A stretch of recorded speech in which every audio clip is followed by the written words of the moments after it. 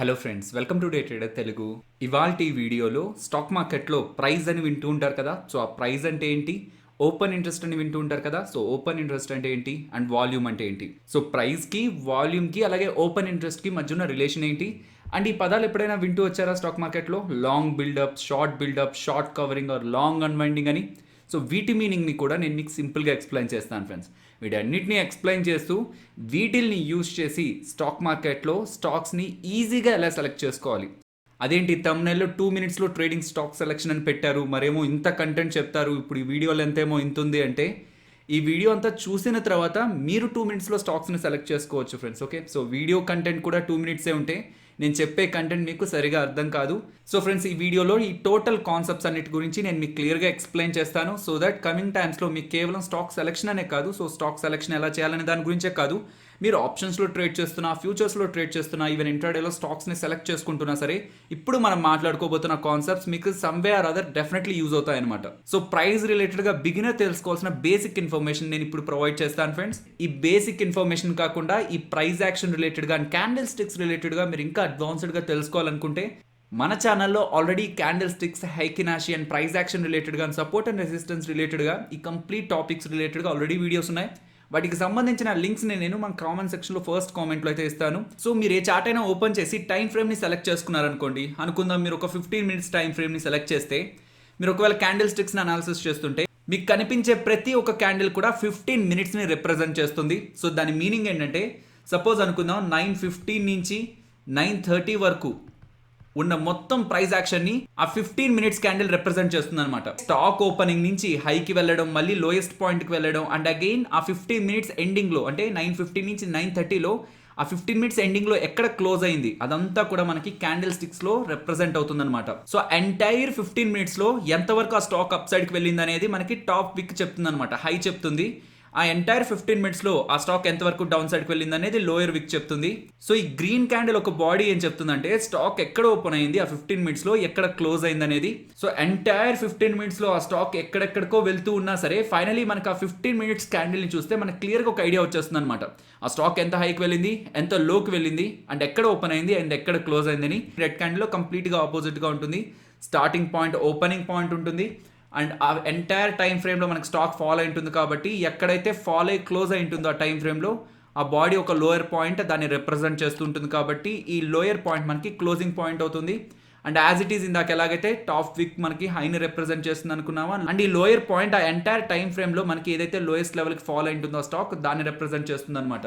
So ఈ entire 15 minutesలో stock ఎక్కడికి మూవ్ అవుతున్నా సరే, ఎంత టాప్కి వెళ్తున్నా ఎంత డౌన్కి వెళ్తున్నా, finally with respect to opening closing ఎక్కడైందనే దాన్ని బట్టే మనకి గ్రీన్ క్యాండిల్ ఫామ్ అవ్వాలా, రెడ్ క్యాండిల్ ఫామ్ అవ్వాలా అనేది ఆధారపడి ఉంటుంది ఫ్రెండ్స్. ఓకే, సో అది బేసిక్ కంటెంట్ ఫ్రెండ్స్. ఇంకా మీరు నేర్చుకోవాలనుకుంటే నేను ఇందాక చెప్పాను కదా, సో ఆ వీడియోస్ నేను మీకు కామెంట్ సెక్షన్లో ఇస్తున్నాను, వాటిని వాచ్ చేయండి. సో ప్రైస్ రిలేటెడ్గా ఐడియా వచ్చింది కదా. నెక్స్ట్ ఓపెన్ ఇంట్రెస్ట్కి వెళ్ళే ముందు వాల్యూమ్ రిలేటెడ్గా డేటాను మాట్లాడుకుందాం. సో వాల్యూమ్ అంటే ఏంటంటే నెంబర్ ఆఫ్ క్వాంటిటీ ట్రేడెడ్ అనమాట. సో మీరు స్టాక్స్లో ట్రేడ్ చేస్తున్నా, ఫ్యూచర్స్లో ట్రేడ్ చేస్తున్నా, ఆప్షన్స్లో ట్రేడ్ చేస్తున్నా, ఎంత క్వాంటిటీ ట్రేడ్ అయింది ఆ పాయింట్ ఆఫ్ టైంలో, అది ఎదర్ డే కానివ్వండి లేకపోతే మీరు ఒక పీరియడ్ ఆఫ్ టైం చూస్తుంటే ఆ ఎంటైర్ పీరియడ్లో ఎంత క్వాంటిటీ ట్రేడ్ అయిందనే దాన్ని బట్టి వాల్యూమ్ అనేది డిసైడ్ అయి ఉంటుంది. సో ఇప్పుడు హెచ్డిఎఫ్సి బ్యాంక్లో చూస్తున్నారు చూడండి, ప్రైస్తో పాటు మీకు కింద రెస్పెక్టివ్గా వాల్యూమ్స్ కూడా కనిపిస్తుంటాయి అనమాట. సో ఇంత ప్రైస్ మూవ్ అవడానికి ఎన్ని స్టాక్స్ ట్రేడ్ అయ్యాయి అనేది ఇక్కడ మనం గమనించవచ్చు. సో ఇది కేవలం స్టాక్స్లోనేనా అంటే కాదు ఫ్రెండ్స్, ఫ్యూచర్స్లో కూడా ఉంటుంది. ఈవెన్ ఫ్యూచర్స్లో మాత్రమేనా ఆప్షన్స్లో ఉండదా అంటే ఆప్షన్స్లో కూడా ఉంటుంది. డైలీ మనం న్యూస్ వీడియోస్లో మాట్లాడుకుంటున్నప్పుడు ఓపెన్ ఇంట్రెస్ట్ మాట్లాడుకుంటూ ఉంటాం, కాకపోతే దాని పక్కనే చూస్తే మీకు వాల్యూమ్స్ కూడా కనిపిస్తుంటాయి. సింపుల్ టర్మ్స్లో చెప్పాలంటే స్టాక్ మార్కెట్లో జరిగే ప్రతి ఒక్క యాక్టివిటీని కూడా ఇన్ టర్మ్స్ ఆఫ్ నెంబర్గా మనం వాల్యూమ్ రూపంలో అయితే చూడొచ్చు. సో ఇఫ్ ఇన్ కేస్ ఇక్కడ కూడా మీకు క్లారిటీ రాకపోయినా సరే, ఓపెన్ ఇంట్రెస్ట్కి వాల్యూమ్కి డిఫరెన్స్ ఏంటని మాట్లాడుకునేటప్పుడు మీకు ఒక క్లారిటీ అయితే వస్తుంది ఫ్రెండ్స్. అండ్ ఇప్పుడు ఓపెన్ ఇంట్రెస్ట్ అంటే ఏంటో చూద్దాం. అండ్ ఫ్రెండ్స్ ఇంకొకటి, ఓపెన్ ఇంట్రెస్ట్ని ఆప్షన్స్ రిలేటెడ్గా ఎలా అనాలిసిస్ చేయాలనేది ఆప్షన్ చైన్ అనాలిసిస్లో అయితే నేను మీకు క్లియర్గా ఎక్స్ప్లెయిన్ చేశాను. లైక్ సపోర్ట్ ఎలా ఫైండ్ అవుట్ చేయాలి, రెసిస్టెన్స్ ఎలా ఫైండ్ అవుట్ చేయాలని. సో ఈ ఎంటైర్ వీడియోని మీరు ఫ్యూచర్స్ రిలేటెడ్గా చూడండి అనమాట. సో ఫ్యూచర్స్లో ఓపెన్ ఇంట్రెస్ట్ మారుతుంటే, ఓపెన్ ఇంట్రెస్ట్ పెరుగుతున్నా, ఓపెన్ ఇంట్రెస్ట్ తగ్గుతున్నా, దాన్ని మనం ప్రైస్తో కంబైన్ చేసి ఎటువంటి ఒపీనియన్ని ఫామ్ చేసుకోవచ్చు. ఆర్ఎల్స్ ఆ స్టాక్లో అసలు ఏం జరుగుతుంది, కొత్తగా బయ్యర్స్ వస్తున్నారా, సెల్లర్స్ వస్తున్నారా, లేకపోతే ఎగ్జిస్టింగ్గా షార్ట్ చేసిన వాళ్ళు ఎగ్జిట్ అవుతున్నారా, ఎగ్జిస్టింగ్గా లాంగ్ పొజిషన్ని క్యారీ చేసిన వాళ్ళు ఎగ్జిట్ అవుతున్నారా అనేది మనం ఎలా తెలుసుకోవచ్చు అనేది అయితే ఇప్పుడు మనం మాట్లాడుకుందాం అండ్ అలా మాట్లాడుకున్న తర్వాత స్టాక్ సెలెక్షన్ దగ్గరికి అయితే వెళ్దాం. అండ్ ఇఫ్ ఇన్ కేస్ నేను ఈ వీడియోలో మీకు ఎక్స్ప్లెయిన్ చేస్తున్న కంటెంట్ మీకు యూస్ఫుల్గా అనిపిస్తే తప్పకుండా వీడియోని లైక్ చేసే ప్రయత్నం చేయండి. సో ఫ్రెండ్స్, ఇది ఎక్స్ప్లెయిన్ చేయడానికి చాలా డిఫరెంట్ ఎగ్జాంపుల్స్ ఉంటాయి మార్కెట్లో. సో 2 or more పర్సన్స్ని తీసుకొని కూడా ఎక్స్ప్లెయిన్ చేస్తుంటారు. బట్ టు ద సింపుల్ మీకు చెప్పాలనే ప్రయత్నంలో నేను కేవలం ఇద్దరిని మాత్రమే తీసుకున్నాను. సో లాజిక్ మీకు అర్థమైతే, ఇక్కడ వీళ్ళిద్దరి మధ్యలో ఉన్న లాజిక్ మీకు అర్థమైతే మోర్ దాన్ 2 people లాజిక్ కూడా మీకు అర్థమవుతుంది అనమాట. సో వాల్యూమ్ అంటే ఏంటి? మీరు ఏ టైం పీరియడ్లో అయితే ఆ వాల్యూమ్ని చెక్ చేస్తుంటారో ఆ టైం పీరియడ్లో number of stocks or number of futures or number of options like calls కానీ పుట్స్ కానీ ఎన్ని ట్రేడ్ అయ్యాయి అనేది వాల్యూమ్ చెప్తుంది. మీరు ఏ కాంట్రాక్ట్లో ఓపెన్ ఇంట్రెస్ట్ అయితే చెక్ చేస్తుంటారో, అంటే అది వీక్లీ కావచ్చు, మంత్లీ కావచ్చు, ఏ కాంట్రాక్ట్ అయితే మీరు ఓపెన్ ఇంట్రెస్ట్ చెక్ చేస్తుంటారో ఆ కాంట్రాక్ట్లో ఆ టైం పీరియడ్లో నెంబర్ ఆఫ్ కాంట్రాక్ట్స్ ఎన్ని ఓపెన్గా ఉన్నాయి, ఎదర్ అది ఫ్యూచర్స్ కావచ్చు, కాల్ అలాగే పుట్ కావచ్చు, ఎన్ని అవుట్ స్టాండింగ్గా ఎన్ని ఓపెన్గా ఉన్నాయి అనేది ఓపెన్ ఇంట్రెస్ట్ ఓఐ అనేది మనకు చెప్తుంది అనమాట.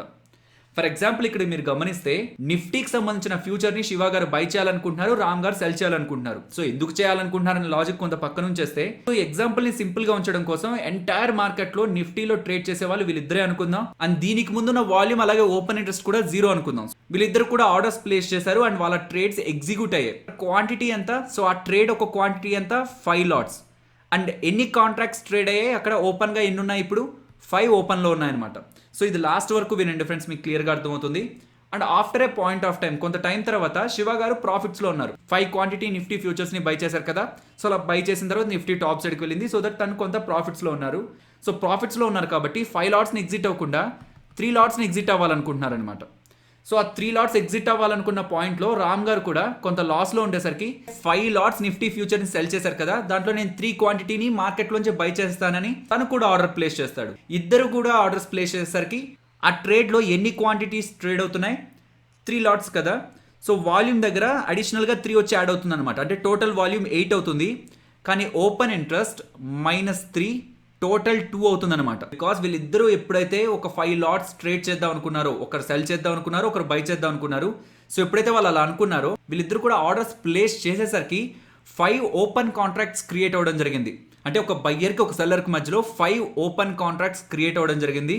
కాబట్టి ఓపెన్ ఇంట్రెస్ట్లో మనం 5ని రిప్రజెంట్ చేసాం. కాకపోతే ఒక పీరియడ్ ఆఫ్ టైం తర్వాత వాళ్ళ దగ్గర ఉన్న 5 కాంట్రాక్ట్స్లోంచి 3 కాంట్రాక్ట్స్ని ఎగ్జిట్ అయ్యారు కదా. సో వీళ్ళిద్దరి మధ్యలోనే కదా కాంట్రాక్ట్ జరిగింది. 3 కాంట్రాక్ట్స్ ఎగ్జిట్ అయ్యారు కాబట్టి ఎన్ని కాంట్రాక్ట్స్ రిమైనింగ్ ఉంటాయి? కేవలం 2 కాంట్రాక్ట్స్ మాత్రమే రిమైనింగ్ ఉంటాయి. And over a period of time తర్వాత, అంటే మార్కెట్ క్లోజ్ అయిపోయే ముందు ఇంకా శివ గారికి ఎక్కువగా ప్రాఫిట్ వచ్చింది, అది ఎగ్జిట్ అవ్వాలనుకుంటున్నారు. అండ్ రామ్ గారు కూడా నెక్స్ట్ రేపు మార్కెట్ ఎలా ఉంటుందో, ఇంకా నష్టం ఎక్కువ వస్తుందేమో ఎగ్జిట్ అవ్వాలనుకుంటే ఆ 2 క్వాంటిటీస్ని కూడా వాళ్ళు ఎగ్జిట్ అయిపోయారు అనుకోండి. అలా ఎగ్జిట్ అవ్వాలంటే వాళ్ళు ఆర్డర్స్ ప్లేస్ చేయాలి కదా. సో అలా ఆర్డర్స్ ప్లేస్ చేసి ఎగ్జిక్యూట్ అయ్యాయి అనుకోండి ఆర్డర్స్, వాల్యూమ్ దగ్గర అడిషనల్గా 2 వచ్చి యాడ్ అవుతుంది. సో టోటలీ ఈ రోజు జరిగిన వాల్యూమ్స్ అయితే 10 అనమాట. సో ఫస్ట్ వీళ్ళిద్దరి మధ్యలో 5 కాంట్రాక్ట్స్ ట్రేడ్ అయ్యాయి. ఆ టైంలో వాల్యూమ్ 5గా ఉంది. దాని తర్వాత 3 కాంట్రాక్ట్స్ ఎగ్జిట్ అవ్వాలనుకున్నారు. సో దట్ అంతకు ముందున్న వాల్యూమ్కి ఇంకొక 3 వచ్చి యాడ్ అయింది. టోటలీ 8 అయింది. అండ్ ఫైనలీ వీళ్ళ దగ్గర ఉన్న కాంట్రాక్ట్స్ కూడా ఎగ్జిట్ అయిపోయారు. 2 కాంట్రాక్ట్స్ కూడా ఎగ్జిట్ అయిపోయారు. సో అది కూడా యాడ్ చేస్తే ఫైనలీ 10 అవుతుంది అనమాట. సో టోటలీ వాల్యూమ్ ఎంత ఈరోజు? 10. కాకపోతే ఓపెన్ ఇంట్రెస్ట్ ఏంటి? ఫస్ట్ ట్రేడ్ జరిగిన తర్వాత వీళ్ళ మధ్యలో ఉన్న ఓపెన్ కాంట్రాక్ట్స్ ఎన్ని? 5 ఉన్నాయి. After a period of time వీళ్ళిద్దరు కూడా ఒకరు ప్రాఫిట్ చాలనుకున్నారు, ఒకరు ఎక్కువ లాస్ వద్దనుకున్నారు. కాబట్టి వాళ్ళ దగ్గర ఉన్న కాంట్రాక్ట్స్లో కొన్ని కాంట్రాక్ట్స్ ఎగ్జిట్ అయ్యారు. ఎన్ని కాంట్రాక్ట్స్ ఎగ్జిట్ అయ్యారు? 3 కాంట్రాక్ట్స్ ఎగ్జిట్ అయ్యారు. ఇంకెన్ని కాంట్రాక్ట్స్ మిగిలి ఉంటాయి? 2 కాంట్రాక్ట్స్ మిగిలి ఉంటాయి. And over a period of time, market close అయ్యే పాయింట్ ఆఫ్ టైంకి ఆ 2 కాంట్రాక్ట్స్ కూడా ఇద్దరు ఎగ్జిట్ అవ్వాలనుకున్నారు. కాబట్టి టోటలీ అన్ని కాంట్రాక్ట్స్ ఎగ్జిట్ అయిపోయారు. కాబట్టి మార్కెట్లో ఎటువంటి అవుట్ స్టాండింగ్ పొజిషన్ కూడా లేదనమాట. కాబట్టి ఓపెన్ ఇంట్రెస్ట్ ఎంత అవుతుంది? ఆ నిఫ్టీకి సంబంధించిన ఫ్యూచర్కి 0 అవుతుంది ఫ్రెండ్స్. ఇద్దరు మధ్యలో మాట్లాడుకుంటే ఫ్రెండ్స్, బట్ మార్కెట్లో ఇద్దరు మాత్రమే ఉంటారా? నెంబర్ ఆఫ్ పీపుల్ ఉంటారు. సో ఒకరు బై చేస్తుంటే, ఒకరు సెల్ చేస్తుంటే, ఇంకొకరు అగైన్ మళ్ళీ బై చేస్తూ ఉంటారు. కాబట్టి వాళ్ళ మధ్యలో కాంట్రాక్ట్స్ తిరుగుతూ ఉంటాయి. అండ్ అలా తిరుగుతూ ఉన్నందుకు గాను ఎన్ని కాంట్రాక్ట్స్ ప్రెసెంట్ లైవ్గా ఉన్నాయనేదే మనకి ఓపెన్ ఇంట్రెస్ట్ అనమాట. బట్ ఎన్ని కాంట్రాక్ట్స్ మనకి ట్రేడ్ అయ్యాయి అంటే పర్టికులర్ పాయింట్ ఆఫ్ టైంలో ఎన్ని కాంట్రాక్ట్స్ ట్రేడ్ అయ్యాయి అనేది మనకి వాల్యూమ్గా రిప్రజెంట్ అవుతుంది. అనుకుందాం ఏదో ఒక స్టాక్ చాలా ఎక్కువగా రైజ్ అవుతుంది అనుకోండి, దాన్ని సపోర్ట్ చేస్తూ వాల్యూమ్ కూడా చాలా హైగా ఉందనుకోండి. సో అలా పెరుగుతున్న ప్రైస్కి సపోర్ట్ చేస్తూ వాల్యూమ్ కూడా ఎక్కువగా ఉందంటే దాని మీనింగ్ అంత ప్రైస్ రైజ్ అవడానికి చాలా ఎక్కువ స్టాక్స్ అక్కడ ట్రేడ్ అయ్యాయి అనమాట. చాలా ఎక్కువ స్టాక్స్ ట్రేడ్ అయ్యాయి కాబట్టి ఆ మూవ్ ఫేక్ మూవ్ కాదు, కొంత స్ట్రెంత్ ఉన్న మూవ్. సో దాంట్లో మనం ట్రేడ్ చేయొచ్చు అనే ఒక ఒపీనియన్ క్రియేట్ అవుతుంది ఫ్రెండ్స్. అంటే ప్రైస్కి ఎప్పుడైతే వాల్యూమ్ సపోర్ట్ చేస్తుందో దాన్ని మనం కొంత స్ట్రాంగ్గా చూడాల్సి ఉంటుంది. అట్ ద సేమ్ పాయింట్ ప్రైస్కి ఎప్పుడైతే ఓపెన్ ఇంట్రెస్ట్ సపోర్ట్ చేస్తుందో, ఒక డైరెక్షన్లో ప్రైస్ మూవ్ అవుతుంటే, ఎప్పుడైతే ఓపెన్ ఇంట్రెస్ట్ రైజ్ అవుతూ ఉంటుందో, ఓపెన్ ఇంట్రెస్ట్ పెరుగుతూ ఉంటుందో, దాని అర్థం ప్రైస్ ఏ డైరెక్షన్లో మూవ్ అవుతుందో ఆ డైరెక్షన్లోనే ప్రైస్ మూవ్ అవడానికి ఎక్కువ శాతం ఛాన్సెస్ ఉన్నాయని. ఓకే, మీకు స్టిల్ అర్థం కానట్లయితే ఇది ఒకసారి ఆలోచించండి ఫ్రెండ్స్. ఒక లెవెల్లో ఉన్న ఒక stock price or future price or option price ఆ లెవెల్ నుంచి పెరగాలన్నా తగ్గాలన్నా బయ్యర్ సెల్లర్ ఇద్దరు ఉండాలి కదా. సో ఒకరు బై చేయాలి, ఒకరు సెల్ చేయాలి, ఇద్దరు ఉండాలి. మరి ఇద్దరు ఉంటున్నప్పుడు మరి అక్కడి నుంచి ప్రైస్ ఎలా పెరుగుతుంది ఎలా తగ్గుతుంది, అదే లెవెల్లో ఉండిపోవచ్చు కదా. సో బయ్యర్ ఉన్నాడు, సెల్లర్ ఉన్నాడు. సో ఇద్దరు ఒకరొకరు యాక్టివిటీ చేస్తున్నప్పుడు స్టాక్ కానీ ఫ్యూచర్ కానీ ఆప్షన్ కానీ ఎలా పెరుగుతూ ఉంటుంది ఎలా తగ్గుతూ ఉంటుంది. సో దీనికి సింపుల్గా మీకు డిమాండ్ అండ్ సప్లై అని ఒక ఆన్సర్ వస్తూ ఉంటుంది. సో డిమాండ్ ఎక్కువగా ఉంటే ప్రైస్ పెరుగుతూ ఉంటుంది, అంటే ఎవరైతే బై చేద్దాం అనుకుంటున్నారో వాళ్ళు ఎక్కువగా ఉంటే ప్రైస్ పెరుగుతూ ఉంటుంది. సప్లై అంటే ఎవరైతే సెల్ చేద్దాం అనుకుంటున్నారో వాళ్ళు ఎక్కువగా ఉంటే ప్రైస్ పడిపోతూ ఉంటుందని. కాకపోతే ప్రైస్ పడుతున్నా పెరుగుతున్నా జరుగుతున్న ప్రతి ఒక్క ట్రేడ్లో కూడా బయ్యర్ సెల్లర్ ఉంటేనే కదా ఆ ట్రేడ్ జరుగుతుంది. సో యాక్చువల్ మీనింగ్ ఏంటంటే ఎప్పుడైనా మనకు ప్రైస్ పెరుగుతున్నా పడుతున్న మీనింగ్ ఏంటంటే ప్రైస్ పెరుగుతుందంటే బయ్యర్ ఉంటాడు, సెల్లర్ ఉంటాడు. కాకపోతే సెల్లర్ కంటే కూడా బయ్యర్ అగ్రెసివ్గా ఉంటాడనమాట. సో నాకు ఏ ప్రైస్ అయినా పర్లేదు, ఇక్కడ నుంచి స్టాక్ ఎలా అయినా మూవ్ అవుతుందని సపోజ్ అనుకుందాం, 100లో ట్రేడ్ అవుతుంది అనుకోండి, ఇక్కడ నుంచి ఇంకా పెరగడానికి ఛాన్స్ ఉందని సెల్లర్స్ ఎవరైతే హై ప్రైస్లో అమ్ముతుంటారో వాళ్ళ దగ్గర నుంచి అగ్రెసివ్గా కొనే ప్రయత్నం చేస్తాడనమాట. సో ప్రతి దగ్గర బయ్యర్ సెల్లర్ ఇద్దరు ఉంటున్నట్టే, కాకపోతే ప్రైస్ అలా మూవ్ అవడానికి బయ్యర్ ఒక అగ్రెసివ్నెస్ కారణం అవుతుంది. అలాగే ప్రైస్ పడిపోవడానికి రీజన్ ఏమవుతుంది, సేమ్ అదే 100లో ట్రేడ్ అవుతుంది అనుకోండి. సో 99, 98, 97 ఇలా ఉంటే ఇక్కడ నుంచి ప్రైస్ ఇంకా ఎక్కువ పడిపోతుందేమో అని సెల్లర్ అగ్రెసివ్గా వెళ్ళిపోతాడు. 99 అయినా పర్లేదు, 98 అయినా పర్లేదు, 97 అయినా పర్లేదు అని చాలా అగ్రెసివ్గా సెల్ చేసే ప్రయత్నం చేస్తాడనమాట. నేను మీకు సింపుల్ లాజిక్తో ఎక్స్ప్లెయిన్ చేస్తాను చూడండి.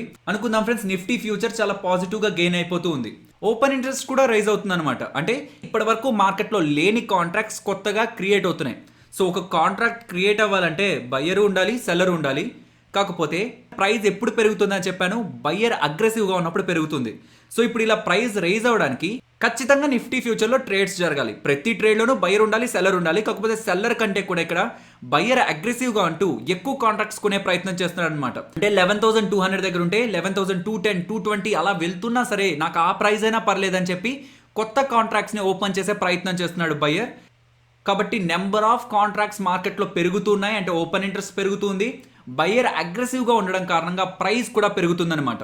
ఎప్పుడైతే ప్రైస్కి ఓపెన్ ఇంట్రెస్ట్ సపోర్ట్ చేస్తుందో అది మనం పాజిటివ్గా చూడాలి. ఏ డైరెక్షన్లో అయితే ప్రైస్ మూవ్ అవుతుందో ఆ డైరెక్షన్లోనే ఓపెన్ ఇంట్రెస్ట్ కూడా మూవ్ అవుతుంటే ఆల్రెడీ బులిష్నెస్ ఉంది, అంటే పాజిటివ్గా మూవ్ అవుతుంది, అది ఇంకా కంటిన్యూ అవుతుందని అండ్ అలా మూవ్ అవుతున్న దాంట్లో స్ట్రెంగ్త్ ఉందని మనం అర్థం చేసుకోవచ్చు. అండ్ ఇంకొక కేసు మాట్లాడుకుందాం. మార్కెట్లో ప్రైస్ ఫాల్ అవుతుంది. సో నిఫ్టీ ఏంటంటే 11,200 దగ్గర ఉన్నది కాస్త 11,180, 11,170, 11,160 ఇలా ఫాల్ అయిపోతుంది అనమాట. మనకి తెలుసు ప్రతి ఒక్క ఫాల్ జరుగుతుందంటే అక్కడ ఒక ట్రేడ్ జరిగింది. ఒక ట్రేడ్ జరుగుతుందంటేనే బయ్యర్ ఉన్నాడు, సెల్లర్ కూడా ఉన్నాడు. మరి ప్రైస్ ఎందుకు ఫాల్ అవుతుంది? బయ్యర్ కంటే కూడా సెల్లర్ చాలా అగ్రెసివ్గా నేను సెల్ చేసేస్తాను, ఇక్కడ నుంచి ఇంకా పడుతుందేమో అని చాలా అగ్రెసివ్గా ఎక్కడ బయ్యర్ ఉంటే అక్కడ సెల్ చేసుకుంటూ వెళ్ళిపోతున్నాడు. కాబట్టి అంటే ఎవరైతే కొత్తగా కాంట్రాక్ట్స్ని ఓపెన్ చేస్తున్నారో, ఎవరైతే ఓపెన్ ఇంట్రెస్ట్ని క్రియేట్ చేస్తున్నారో వాళ్ళు సెల్ సైడ్ అగ్రెసివ్గా ఉన్నారు. కాబట్టే మనకి ప్రైస్ ఫాల్ అవుతుందని ఇంటర్ప్రిటేషన్ ఇక్కడ మనం తీసుకోవాల్సి ఉంటుంది ఫ్రెండ్స్. సో ఏ డైరెక్షన్లో అయితే మార్కెట్ మూవ్ అవుతుందో దానికి ఓపెన్ ఇంట్రెస్ట్ సపోర్ట్ చేసినట్లయితే ఆ డైరెక్షన్కి స్ట్రెంగ్త్ ఉన్నట్టు. సో ఏ డైరెక్షన్లో మూవ్ అవుతుంది, డౌన్ సైడ్ మూవ్ అవుతుంది. సో ఏ ఫ్యూచర్ రిలేటెడ్గా ప్రైస్ ఓపెన్ ఇంట్రెస్ట్ మనం అనాలిసిస్ చేస్తున్నామో దాని రిలేటెడ్గా ఇంకా వీక్నెస్ కంటిన్యూ అవ్వడానికి పాసిబిలిటీ ఉందనేది మనం అయితే వ్యూ క్రియేట్ చేసుకోవాల్సి ఉంటుంది. సో ప్రైస్ పెరుగుతూ ఓపెన్ ఇంట్రెస్ట్ పెరుగుతూ ఉంటే మనం ఏమనుకున్నాం, బులిష్ కంటిన్యూషన్ ఆ బులిష్నెస్లో స్ట్రెంగ్త్ ఉంది అనుకున్నాం కదా. దాన్నే మార్కెట్ లాంగ్వేజ్లో సో ఇలా అంటూ ఉంటారు, లాంగ్ బిల్డప్ అని. ప్రైస్ ఫాలో అవుతుంటే ఓపెన్ ఇంట్రెస్ట్ రైజ్ అవుతుంటే ఇంకా మనకి బేరిష్ కన్ఫర్మేషన్ ఉంది, బేరిష్నెస్ కంటిన్యూ అవ్వడానికి, లేదంటే ఈ బేరిష్నెస్లో స్ట్రెంగ్త్ ఉంది అనుకున్నాం కదా, దాన్ని షార్ట్ బిల్డప్ అంటారనమాట. బికాస్ ఇలా ఎందుకు అంటున్నారంటే ఓపెన్ ఇంట్రెస్ట్ పెరుగుతుందంటేనే కొత్త కాంట్రాక్ట్స్ యాడ్ అవుతున్నాయని. మరి కొత్త కాంట్రాక్ట్స్ యాడ్ అవుతున్నప్పుడు ప్రైస్ ఏ డైరెక్షన్లో మూవ్ అవుతుంది? కొత్తగా ఎవరైతే కాంట్రాక్ట్స్ క్రియేట్ చేస్తున్నారో వాళ్ళు అగ్రెసివ్గా లాంగ్ సైడ్ చూస్తున్నారనమాట. అంటే లాంగ్ సైడ్ కాంట్రాక్ట్స్ని బిల్డ్ చేస్తున్నారు, కాబట్టి దాన్ని లాంగ్ బిల్డప్ అంటున్నారు ఫ్రెండ్స్. అండ్ ఇక్కడ ఏం జరుగుతుంది, కొత్తగా కాంట్రాక్ట్స్ క్రియేట్ అవుతున్నాయి, కాకపోతే ప్రైస్ ఏ సైడ్ ఫాలో అవుతుంది, డౌన్ సైడ్కి కిందకి పడిపోతుంది. అంటే కొత్తగా వచ్చే ప్రతి ఒక్కరు కూడా ఏ ప్రైస్ అయినా పర్లేదు అనుకొని సెల్ చేయడానికి ప్రయత్నిస్తున్నారు. కాకపోతే ఇందాకే చెప్పాను, ప్రతి ట్రేడ్లో కూడా బయర్ సెల్లర్ ఉంటాడు. ఎవరు అగ్రెసివ్గా ఉన్నారనే దాన్ని బట్టి ప్రైస్ డైరెక్షన్ తీసుకుంటుంది అనమాట. సో ఈ ట్రేడ్స్లో అగ్రెసివ్గా ఉన్నది ఎవరు? షార్ట్ చేసేవాళ్ళు. కాబట్టి అక్కడ షార్ట్ బిల్డప్ జరుగుతుందని మనం అర్థం చేసుకోవాల్సి ఉంటుంది ఫ్రెండ్స్. ప్రైస్ ఏ డైరెక్షన్లో మూవ్ అవుతుంటుందో దాన్ని if in case open interest support చేసినట్లయితే ప్రైస్ ఏ డైరెక్షన్ అయితే తీసుకుందో ఆ డైరెక్షన్ లో స్ట్రెంత్ ఉందని మనం అర్థం చేసుకోవాలన్నమాట. అలా కాదు, ప్రైస్ మూవ్ అవుతున్న డైరెక్షన్ ని ఓపెన్ ఇంట్రెస్ట్ సపోర్ట్ చేయట్లేదు. ఈ కేసులో మాట్లాడుకుంటే ప్రైస్ ఏమో పెరుగుతుంది కానీ ఓపెన్ ఇంట్రెస్ట్ పడిపోతుంది అనమాట. అంటే ఓపెన్ ఇంట్రెస్ట్ ఎప్పుడు పడిపోతుంది?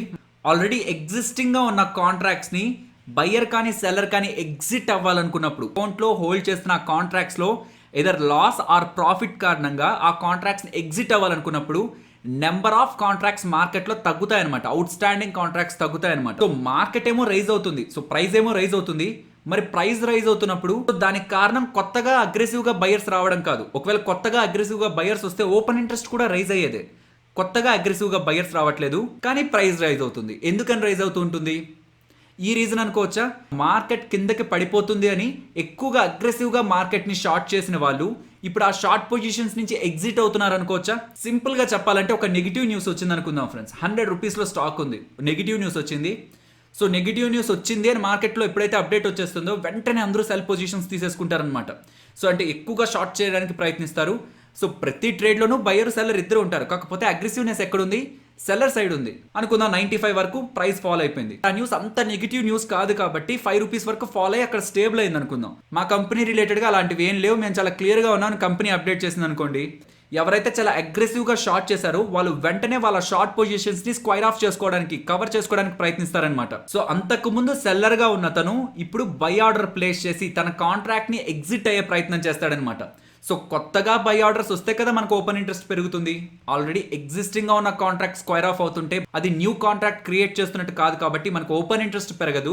కాకపోతే మార్కెట్లోకి బై ఆర్డర్స్ అయితే వెళ్తాయి. సో మార్కెట్లో ఎక్కువ బయింగ్ యాక్టివిటీ కనిపిస్తుంది. కాకపోతే అది న్యూ ఫ్రెష్ బయింగ్ యాక్టివిటీ కాదు, ఎగ్జిస్టింగ్గా ఉన్న కాంట్రాక్ట్ స్క్వైర్ ఆఫ్ అయ్యే ప్రయత్నం అనమాట. కాబట్టి మార్కెట్ పెరుగుతున్నప్పుడు ఇఫ్ ఇన్ కేస్ మీకు ఓపెన్ ఇంట్రెస్ట్ పడిపోతుందంటే దాని మీనింగ్ ఎగ్జిస్టింగ్గా షార్ట్ పొజిషన్స్ని క్రియేట్ చేసుకున్న వాళ్ళు వాళ్ళ పొజిషన్స్ని కవర్ చేసుకుంటున్నారు, షార్ట్ కవర్ చేసుకుంటున్నారని. ప్రైస్ పెరిగి ఓపెన్ ఇంట్రెస్ట్ పడిపోతుందంటే దాన్ని మనం షార్ట్ కవరింగ్ అంటాం ఫ్రెండ్స్. ఓకే, ఈ నేమ్స్ కొంత ఫ్యాన్సీగా ఉంటాయి. సో ఇఫ్ ఇన్ కేస్ ఎవరైనా యూజ్ చేశారనుకోండి మీకు గుర్తుండాలి కాబట్టి నేను ఇక్కడ చెప్తున్నాను, కానీ మీకు రియల్గా వీటి మధ్య ఉన్న డిఫరెన్స్ అర్థమైతే సరిపోతుంది అనమాట.